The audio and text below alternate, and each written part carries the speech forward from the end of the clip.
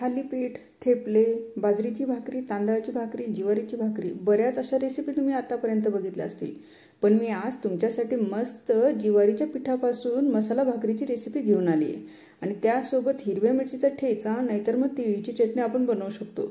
चला मग आज मस्त अशी ही मसाला भाकरी मी कशी बनवली ते या व्हिडिओमध्ये सांगणार आहे, म्हणून व्हिडिओ स्किप करू नका, पूर्ण हा व्हिडिओ बघा।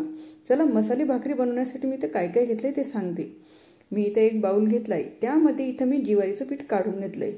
इथे 2 कप असं मी हे ज्वारीचं पीठ काढून घेतलंय। त्यामध्ये 1 चमचा मी मीठ टाकलंय, 1 चमचा इथे धनिया पावडर टाकून घेतलंय, 1 चमचा जिरा पावडर टाकलंय, अर्धा चमचा लाल तिखट टाकून घेतलंय। चटपटीत जर आवडत असेल तर अर्धा चमचा तुम्ही मस्त चाट मसाला सुद्धा वापरू शकतात यामध्ये। अर्धा चमचा मी हळद टाकून घेतली। हे सगळे मसाले आपल्याला यामध्ये मिक्स करायचे आहेत। यामध्ये कांदा, कोथिंबीर ते जर टाकलं पण ही भाकरी फुलत नाही, पण मस्त गुबगुबीत फुललेली भाकरी पाहिजे म्हणून मी कांदा कोथिंबीर काहीच वापरलं नाही। फक्त मीठ आणि मसाले टाकून हा डो बनवून घेतलाय। मस्त ज्या पद्धतीने आपला चपातीचा डो असतो तसा मी बनवून घेतलाय। आता इथं परत मी हे ज्वारीचं पीठ घेतलंय, ते लावून घेतलं या पिठाला आणि मस्त असं बघा लांबसर लाटून घेतलं।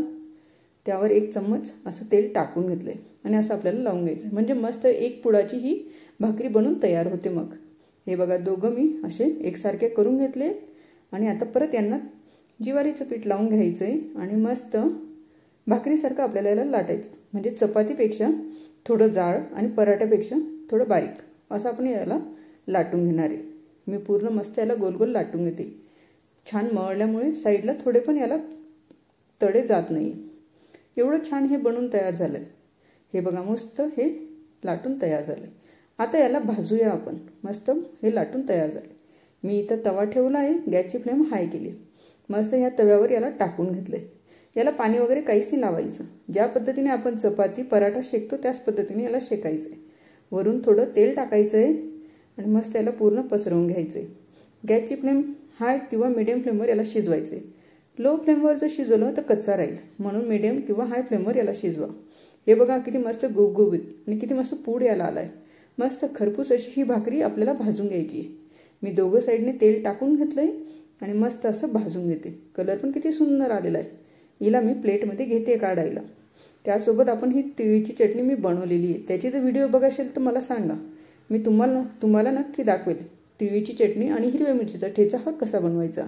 शॉर्ट व्हिडिओमध्ये आहे माझ्या तिळीची चटणी किंवा हा ठेचा हिरव्या मिरचींचा, तो मी दाखवलेला आहे, म्हणून व्हिडिओ नक्की बघा।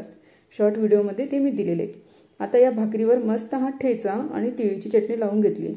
त्यासोबत हा कांदा, फोडलेला कांदा, कापलेल्या कांद्यापेक्षा असं फोडलेल्या कांद्याची चव वेगळीच लागते, एकदा नक्की ट्राय करा।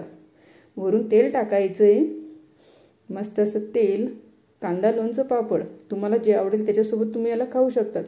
मस्त अशी आपली मसालेदार ही ज्वारीची भाकरी बनून तयार झालेली आहे।